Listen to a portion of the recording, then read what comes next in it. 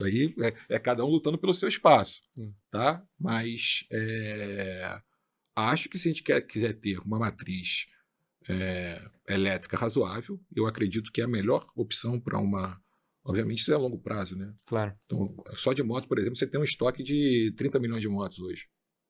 30 milhões. Em 2035, se a gente atingir a nossa meta de produção de 600 mil motos por ano, elétricas, a gente vai ter 1,5 milhão de motos de estoque. E o estoque brasileiro vai ser de 40 milhões. Pera, desculpa, repete então esse número. A meta então do fundo é de 600 mil motos por ano até 2035. A nossa meta é ter a capacidade instalada de produzir e operar 600 mil motos elétricas por ano até 2035. Ok. E a gente tem um planejamento, né? Então, ao longo dos anos, que atinge 600 mil motos em 2035. Tá. Tá? O que eu estou querendo dizer é o seguinte: em 2035, se o nosso plano for bem sucedido, você vai ter um estoque de motos elétricas na ordem de 1,5 milhão de motos. Certo. Para efeito de ordem de grandeza, em 2035, a previsão da frota de motos a combustão no Brasil, de motos em geral no Brasil, são de 40 milhões de motos. Então vai ser assim, um 40avos do negócio. Exatamente. Tá. Então, assim, você tem um longo tempo ainda para isso acontecer, tá? Por mais que seja relevante. Foi aquilo que eu coloquei, né?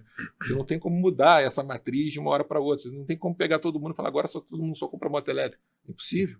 Ainda mais porque existem esses outros investimentos que vêm junto, como, por exemplo, acesso à rede, acesso ao grid, ponto de recarga. Claro. Pensando com a boa e velha lógica econômica. Capital inicial, capital investido. Quando a setinha para baixo, quando é que a setinha está para cima? Para poder justificar uma competição, por exemplo, com o setor de petróleo. Isso. E aí, assim, a gente não vai querer incentivar o setor, né? Números que, já entrando na questão do fundo, né? Assim, hoje uma moto elétrica, ela tem uma miríade de vantagens, né?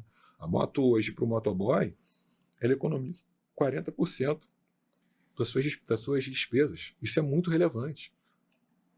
Os testes com o iFood, por exemplo, eles de crédito de carbono, eles trazem mais de 100 a 150 reais de renda mensal para o motoboy. Que é aquela lógica da emissão evitada que a gente estava falando mais cedo. Tá? Exatamente. A empresa, por estratégia, optou por intermediar essa venda e dar isso para o entregador, entendeu? Então, benefício duplo, porque ele está gastando menos combustível e está tendo a renda do crédito de carbono que é gerado.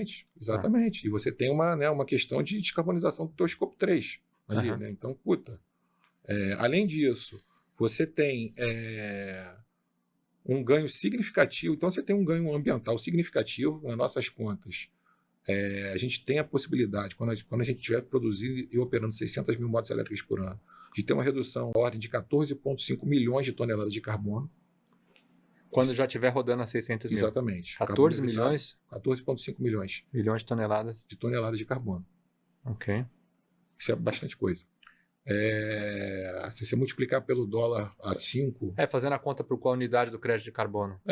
Faz a conta no dólar a 10 dólares aí. Então multiplica por 10 isso aí. 145 milhões. De dólares. Eu acho que é uma renda significativa, né? Para a gente injetar na economia aqui, de uma renda verde, né? Vamos colocar assim. Sim. Uma renda... quem capturar isso aqui, né? É uma renda muito significativa e que deriva da transformação de um passivo ambiental em um ativo ambiental. Sim. Olha o tamanho disso. E assim, e falando até puxando talvez para o lado do S, né, do social, que é uma classe que sofre porque tem pressão de entregar rápido, que conversa com um maior número de acidentes. Recentemente teve essa greve aí, já o break dos apps, né? Isso. Porque estão pedindo condições melhores, justificadas, né? Porque eles têm outros custos, né? Eles têm que fazer manutenção da moto, eles têm que comer. Então, se você está dando economia de custo mais renda de crédito de carbono, você está trabalhando no S. Perfeito. Né? Exatamente. Assim, o Green Innovation é um SG que funciona. Sim. Né?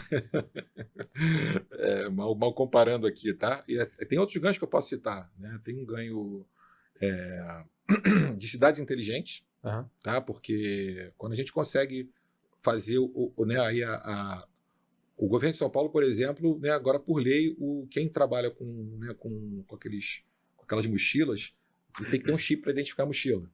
Então você vai ter um chip para identificar a mochila que conversa com um chip que identifica a moto.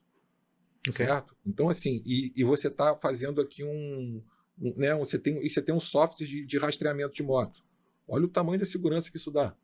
Essa coisa de um assaltante se vestir de rap ou se vestir de entregador do iFood acaba.